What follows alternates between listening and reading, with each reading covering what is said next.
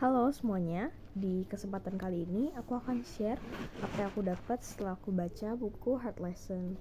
Di video kali ini aku akan share dari bab Sungai Belas Kasihan. Aku belajar betapa pentingnya kita berendam di Sungai Belas Kasihannya Tuhan. Jadi di bulan ini juga ada momentum di mana kita diinstruksikan untuk berendam di yang namanya Sungai Belas Kasihan Tuhan. Nah, sebenarnya apa sih Sungai Belas Kasihan Tuhan itu?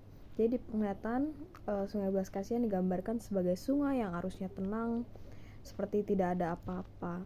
Tapi sebenarnya di dalamnya kita sedang dibersihkan dan dimurnikan seperti apa yang Tuhan mau.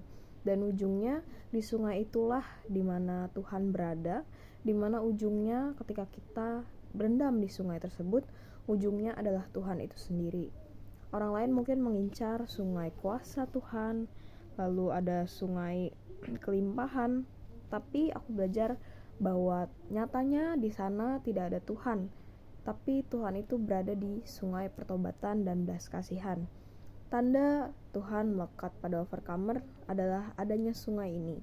Sungai ini adalah begitu penting buat kita semua, di mana kita bisa dibersihkan dan dimurnikan, juga dibentuk seperti yang Tuhan mau. Mungkin kita melihat di dunia luar itu lebih enak, di mana banyak orang diberkati Tuhan, banyak orang yang namanya mendapat sebuah privilege dari Tuhan. Tapi tahukah kita bahwa bisa berendam di Sungai Belas Kasihan Tuhan dan Sungai Pertobatan itu lebih dari sebuah privilege yang diberikan kepada kita dari Tuhan. Di sungai ini kita bisa dibersihkan dari setiap kekotoran yang mungkin kita gak pernah sadari sebelumnya itu melekat di dalam hati kita. Tapi detik kita berendam di sungai ini, kita dapat mengalami yang namanya pembersihan, agar Tuhan bisa membentuk kita seperti apa yang Tuhan mau.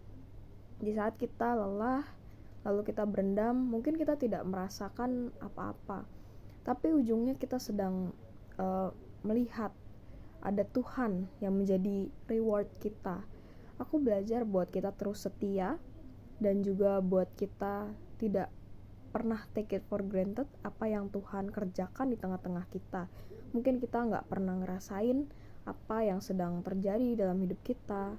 Kita gak pernah ngerasa, tapi tiba-tiba semua yang kotor itu dibersihkan sama Tuhan, karena kita memilih buat berendam di Sungai Pertobatan, Sungai Belas Kasihan Tuhan.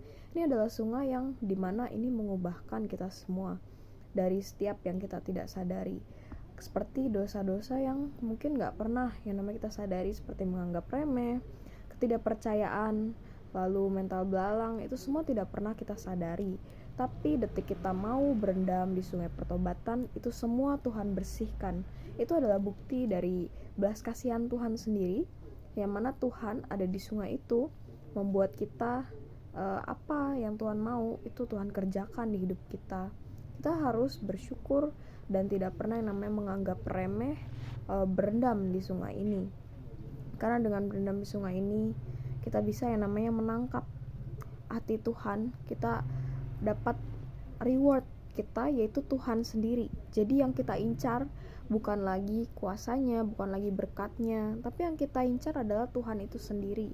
Tuhan yang menjadi reward kita. Berkat adalah ya bonus atau kesembuhan, kemenangan, dan lain-lain. Itu adalah bonus yang Tuhan berikan. Tapi ujungnya reward yang paling berharga adalah Tuhan itu sendiri.